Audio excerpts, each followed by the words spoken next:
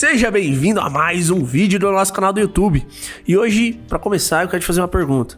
Pergunta muito simples. Você já viu um relacionamento aberto que deu certo? Pera aí, vamos nominar isso, vamos entender, né? O que dá certo? Qual a função do relacionamento? Então, o relacionamento, ele tem duas funções tradicionais, clássicas. Uma das funções do relacionamento é o amadurecimento do eu. Por quê? Veja, uma vez que eu tenho um relacionamento, eu vou construindo uma vida estável, ordenada, real. E o relacionamento vai me protegendo de uma vida promíscua, se eu o levo a sério.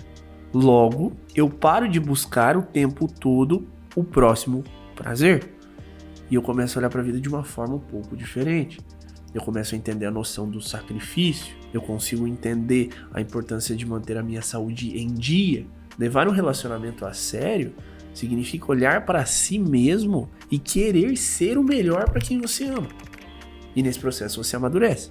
Então, esse é um ponto. Segundo ponto do dar certo, formar uma família estável, onde os seus filhos, quando possível, quando você tiver filhos, possam sentir nos pais segurança para crescerem e encontrarem o seu próprio lugar no mundo. Esse é um dos sentidos da educação. O que é a educação? O que é o processo de educar uma criança? É dar a ela as melhores oportunidades e possibilidades para que ela possa encontrar a si mesma, para que ela possa desde cedo ter um senso de realidade. Quais são as habilidades que ela tem, como a vida funciona, quais princípios ela deve seguir. Então esse é o ponto. Então vamos lá. Amadurecer, ou seja, trocar prazeres pelo sofrimento, a fim de cultivar virtudes. Ter uma família e, quando possível, filhos que possam ser educados, levando em consideração valores que os farão boas pessoas. Quando você olha para um relacionamento aberto, o que o relacionamento aberto representa? Uma ideia de que eu posso estar com qualquer pessoa. Representa uma ideia de que eu não devo ser absolutamente fiel a uma pessoa e que eu posso simplesmente buscar prazer em outras. Então a minha vida, ela continua sendo regada ao prazer. Não existe uma disposição de fidelidade e um foco em fazer com que aquela energia esteja totalmente canalizada para a construção de uma família. Que segurança um casal que vive num relacionamento aberto pode gerar para os filhos. Que valores serão transmitidos a uma criança quando os pais vivem um relacionamento aberto, sempre em busca do próximo prazer? Aonde fica a ideia do sacrifício, da sacralidade de um voto matrimonial, do sofrimento individual em busca do amadurecimento, da própria capacidade de amar? Porque o que é amar? Amar é tomar a decisão de tornar a vida do outro todos os dias melhor. Amar é uma ação, entende? Só que qual é a qualidade da ação que eu executo para tornar a vida do outro mais fácil? Muitas vezes imputando, colocando nas minhas costas um sofrimento maior, se eu posso simplesmente não fazer tudo isso e continuar vivendo uma vida hedônica, sempre buscando o próximo prazer. Ah, ficou difícil aqui, eu vou dar uma escapadinha para outro lugar. Ah, ficou difícil não sei o que, vou dar uma escapadinha para outro lugar. Ah, ficou difícil isso e aquilo, vou dar uma escapadinha para outro lugar. Onde é que tá o sacrifício? A sacralidade de um casamento? Não tem? Então veja, as próprias características de um relacionamento já não estão presentes quando a gente fala de uma relação aberta. Não existe um pleno sacrifício. Não existe um apostar todas as fichas na relação. Não existe um resistir às tentações e aos prazeres corpóreos com uma finalidade de elevar a minha alma e cultivar virtudes. Não existe nada disso. O que existe são duas pessoas que podem até se gostar, dando uma oportunidade uma para outra de se conhecerem melhor. Só. Enquanto o peru é passado em geral. Ou ao contrário, enquanto a mulher vai lá e permite que outros caras transem com ela. Isso tudo vai corroendo a base família. Porque o desenvolvimento da personalidade de uma criança depende de um lar bem estruturado, de valores bem alinhados, de uma vida moral clara sendo transmitida através dos comportamentos dos pais.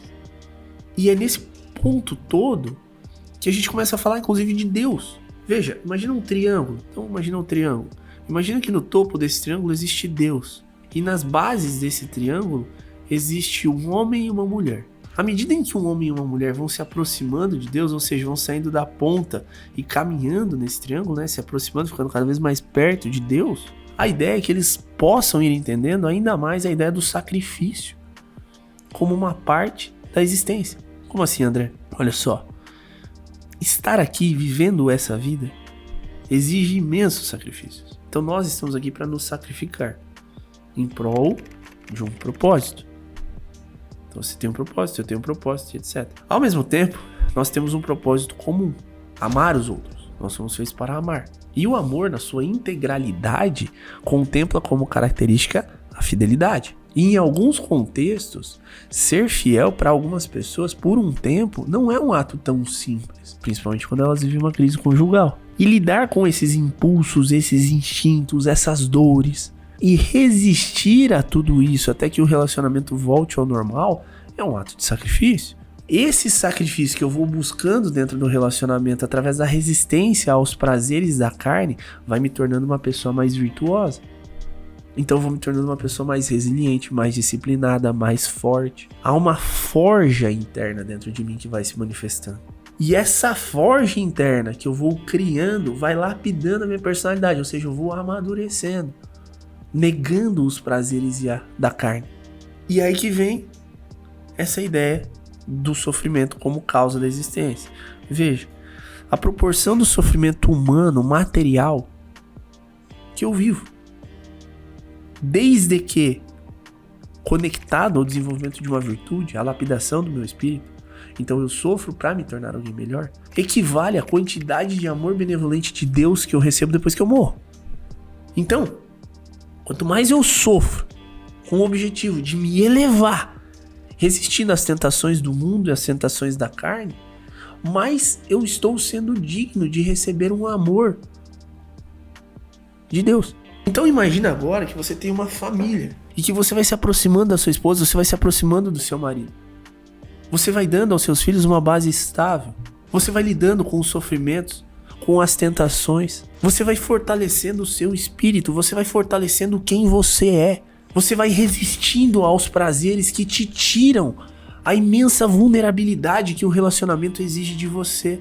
Ora, é óbvio que você vai ficar mais perto do amor de Deus. Se eu me entrego aos prazeres da carne, eu estou submetido ao Senhor da terra. E o Senhor da terra não é Deus. E eu vou me afastando cada vez mais da instituição família.